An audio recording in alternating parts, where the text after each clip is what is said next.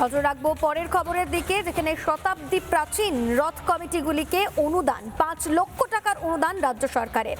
60টি রথযাত্রা কমিটিকে সরকারি অনুদান। গতকাল নবান্নে কমিটিগুলিকে চেক বিতরণ।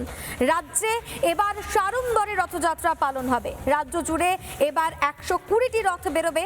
কমিটিগুলির সাহায্যে তথ্য সংস্কৃতি দপ্তর দায়িত্ব দেওয়া হয়েছে গৌড়ীয় বৈষ্ণবদের।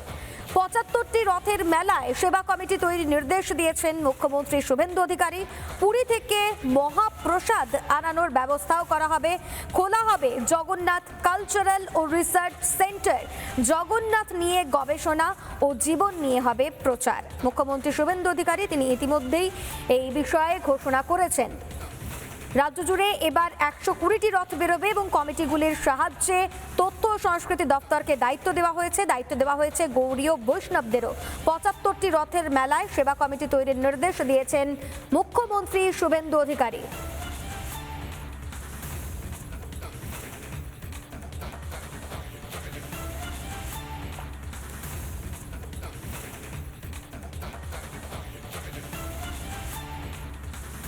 এর সাথে সাথে আমার হাতে তথ্য সংস্কৃতি দপ্তর রয়েছে। এই দপ্তরের মাধ্যমে আমরা পশ্চিমবঙ্গের 75টি ঐতিহ্যবাহী রথযাত্রার যে মেলা হয়, মিলন উৎসব হয়, সেখানে আমরা সেবা কেন্দ্র স্থাপন করার সিদ্ধান্ত নিয়েছি। তথ্য সংস্কৃতি দপ্তরের পরিচালনায় এই সেবা কেন্দ্রগুলিতে পুণ্যার্থী এবং যে সমস্ত দর্শকরা আসবেন, ভক্তমণ্ডলীকে ন্যূনতম পরিষেবা প্রদান করা হবে রাজ্যের 75টি জায়গায়। এতে পুরসভা, জেলা প্রশাসন, জেলা পুলিশ এবং সংশ্লিষ্ট রথযাত্রা কমিটিকে যুক্ত করে আমরা করছি। আমরা যে সমস্ত রথযাত্রাগুলি দশকের পর দশক ধরে হয়, প্রাথমিকভাবে এমন প্রায় 60টি রথযাত্রা কমিটিকে আমরা 5 লক্ষ টাকা করে সরকারি সহায়তা আজকে প্রদান করব।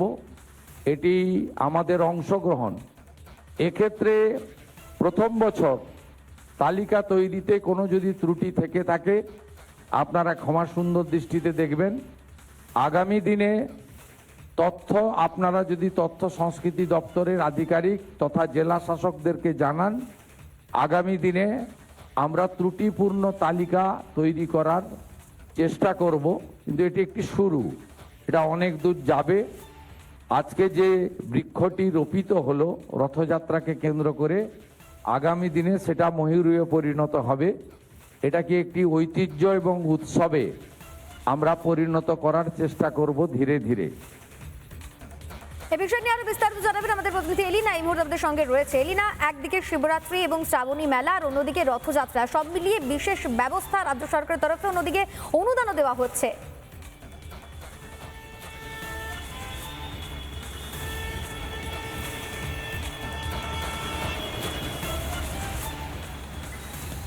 একেবারেই দেখো, এই প্রসঙ্গে প্রথমেই মনে পড়ে একটা কবিতার লাইন, রথযাত্রা লোকারণ্য মহাধুমধাম, ভক্তরা পথে লুটায় করিছে প্রণাম। স্বাভাবিকভাবেই আজকে 14ই জুলাই, আর মাত্র একদিন পরেই 16ই জুলাই রয়েছে রথযাত্রা। রথযাত্রা এবার শুধুমাত্র বাংলার রথযাত্রা নয়, রথযাত্রাকে আন্তর্জাতিক স্তরে স্বীকৃতি দিতে চাইছে মুখ্যমন্ত্রী শুভেন্দু অধিকারীর সরকার।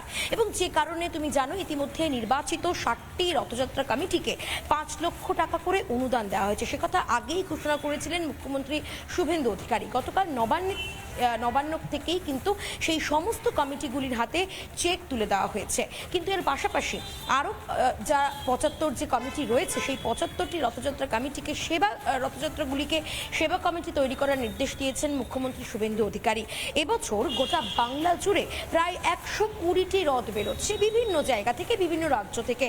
এবং সেই জায়গায় দাঁড়িয়ে প্রত্যেকটি রথযাত্রায় আলাদা আলাদা করে যাতে কোনো সমস্যা তৈরি না হয়, প্রত্যেক জায়গায় আলাদা আলাদা ব্যবস্থা থাকে, সেই কারণেই কিন্তু পুরোপুরিভাবে এই রথযাত্রা কমিটিগুলিকে সাহায্য করবে রাজ্যের তথ্য ও সংস্কৃতি দপ্তর। শুধু তাই নয়, বাংলার জন্য বিরাট খবর রয়েছে এই মুহূর্তে, কারণ বাংলায় জগন্নাথ দেবের কালচারাল অ্যান্ড রিসার্চ সেন্টার তৈরি করা হবে, যেখানে জগন্নাথ দেবের যে প্রসার, জগন্নাথ দেবের যে প্রচার, জগন্নাথ দেবের কি মাহাত্ম্য, তাকে নিয়ে গবেষণা করা হবে। স্বাভাবিকভাবেই আর কোনোভাবেই কিন্তু এই বাংলায় নয়, গোটা বিশ্বের কাছে রথযাত্রা স্বাভাবিকভাবে সমাদৃত হচ্ছে। পুরীতে আগামী একদিন পরেই কিন্তু রথযাত্রা মহা ধুমধাম, বাংলাতেও ধুমধাম করে হবে। তার আগেই যেভাবে মুখ্যমন্ত্রী শুভেন্দু অধিকারী সরকার প্রতিটি কমিটির হাতে যেভাবে অনুদান তুলে দিয়েছেন, সেটা সত্যিই কিন্তু শুধু প্রশংসার দাবি রাখে তাই নয়, স্বাভাবিকভাবে রথযাত্রা কমিটির যে যারা রয়েছেন তাদের মনে উৎসাহ আরো চতুর্গুণ বাড়িয়ে দেওয়া হয়েছে, কারণ রথযাত্রা সাড়ম্বরে পালন করা হবে এবছর মহা ধুমধামের বেশ, সঙ্গে। অবশ্যই সেদিকে আমাদের নজর থাকবে। এলিনা, আপাতত তোমাকে ধন্যবাদ।